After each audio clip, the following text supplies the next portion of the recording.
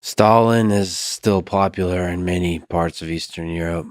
Yeah, yeah. And Stalin's popular in many quarters inside Russia. Uh, and Stalin murdered more of his own people than he murdered people outside of the Soviet Union. And still to you, the tides of history turn not on individuals, but on structural considerations. So Hitler may be a surface layer characteristics of how Germany started war, but not really the reason. Well, history is a multidimensional phenomenon. So I hear. And we're talking about interstate relations here. Yes. And realism is a theory about how states interact with each other. And there are many other dimensions to international politics. And if you're talking about someone like Adolf Hitler, right, why did he start World War II is a very different question than why did he start the Holocaust, or why did he push forward a Holocaust? I mean, that's a different question, and realism doesn't answer that question.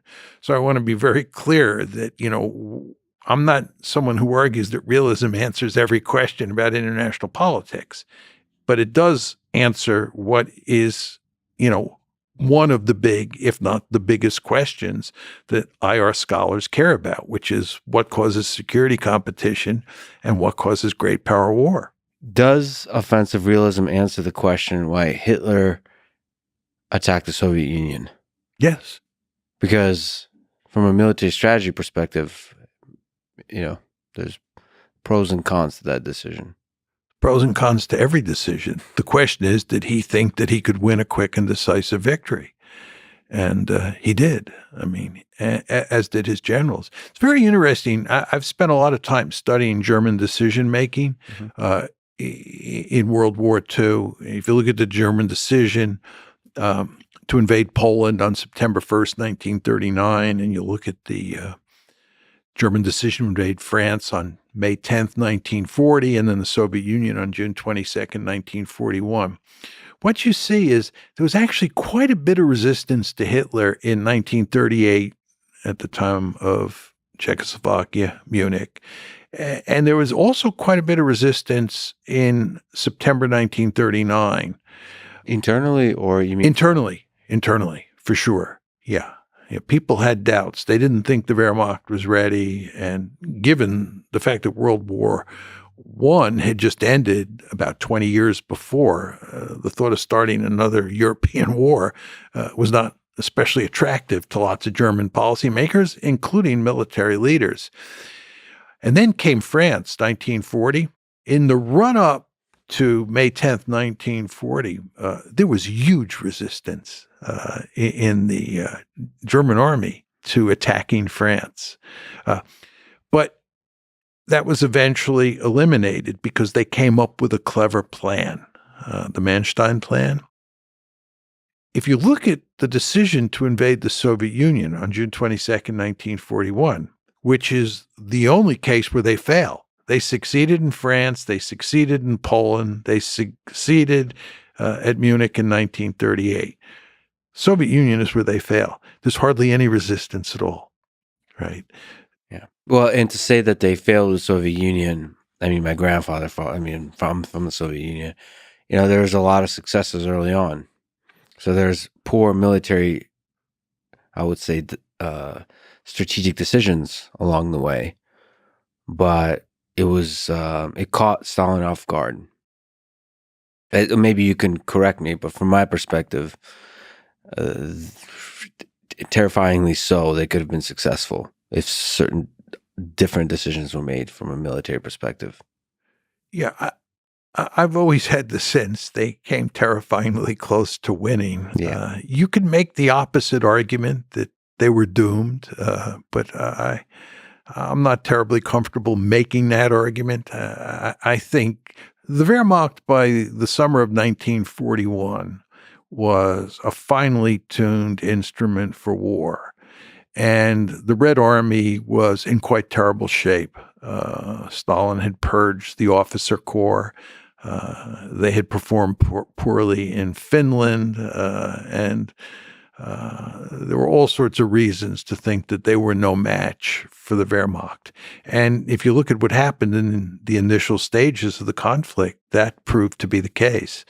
The Germans won a lot of significant tactical victories early on. And if they focused and went to Moscow as quickly as possible, it's, again, terrifyingly so, could have been a basically topple Stalin.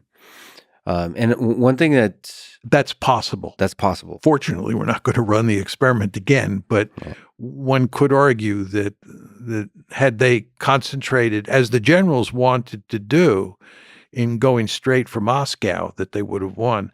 I mean, what Hitler wanted to do is he wanted to go into the Ukraine. I mean, Hitler thought that the main axis, there were three axes. The northern axis went towards Leningrad. The central axis, of course, went to Moscow. And then the southern axis, Army Group South, headed towards Ukraine and deep into the Caucasus. And Hitler believed that that should have been the main axis. And in fact, in 1942, the Germans go back on the offensive in 1942. This is Operation Blue. And the main axis in 42 is deep into the Ukraine and into the Caucasus. Mm-hmm. And that fails.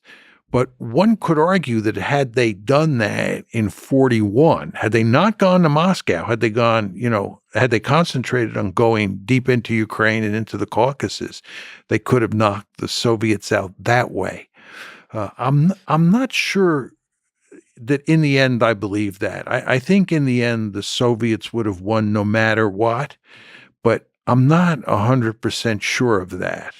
So sometimes maybe you can educate me, but sometimes, they say, just like with Napoleon, winter defeated Hitler in Russia. I think not often enough people tell the story of the soldiers and the motivation and how hard they fight. So it turns out that Ukrainians and Russians are not easy to conquer. They're the kinds of people that don't roll over and fight bravely. There seems to be a difference in certain peoples in how they see war, how they approach war, how proud they are to fight for their country, to die for their country, these kinds of things. So I think Battle of Stalingrad tells, at least to me, a story of extremely brave fighting on the Soviet side. And it's a component of war too. It's not just structural. It's not just military strategy. It's also the humans involved. But maybe that's a romantic notion of war. No, I think there's a great deal of truth in that. But let's just unpack it a bit in the case of the Soviet Union in World War II.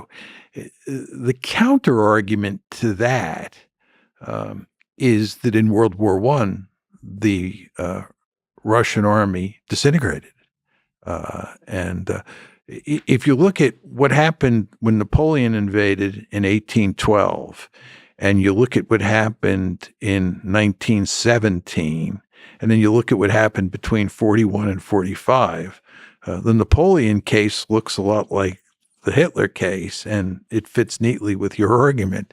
But World War I does not fit neatly with your argument because the Russians lost and surrendered. Yeah. And you had the infamous Treaty of Brest-Litovsk, where the Soviet Union then, because it went from Russia to the Soviet Union in October 1917, the Soviet Union surrendered large amounts of Soviet territory because it had suffered a humiliating defeat. My argument for why the Russians, let me take that back, why the Soviets fought like wild dogs in World War II is that they were up against a genocidal adversary. You want to understand that the Germans murdered huge numbers of Soviet POWs. The overall total was 3.7 million. And by December of 1941, remember the invasion is June 41, by December of 1941, the Germans have murdered 2 million Soviet POWs. At that point in time, they had murdered many more POWs than they had murdered Jews. And this is not to deny for one second that they were on a murderous rampage when it came to Jews, but they were also on a murderous rampage when it came to Soviet citizens and Soviet soldiers, right? So those Soviet soldiers quickly came to understand that they were fighting for their lives. If they were taken prisoner, they would die. So they fought like wild dogs. Yeah, you know, the story of the Holocaust of the 6 million Jews is often told extensively. If Hitler won, conquered the Soviet Union, it's terrifying to think on a much grander scale than the Holocaust, what would have happened to the Slavic people, to the Soviet people. Absolutely. All you have to do is read the Hunger Plan, right? And they also had a plan, what is it called? Grand Planned East. I forget the exact name of it, which made it clear that they were going to murder many tens of millions of people. And by the way, I believe that they would have murdered all the Poles and all the Roma. I mean, my view is that the Jews were number one on the genocidal hit list. The Roma or the Gypsies were number two, and the Poles were number three. And of course, I just explained to you how many POWs they had killed. So they would have ended up murdering huge numbers of Soviet citizens as well. But people quickly figured out that this was happening. Mm-hmm. That's my point to you. And that gave them, needless to say, very powerful incentives to fight hard against the Germans and to make sure that they did not win.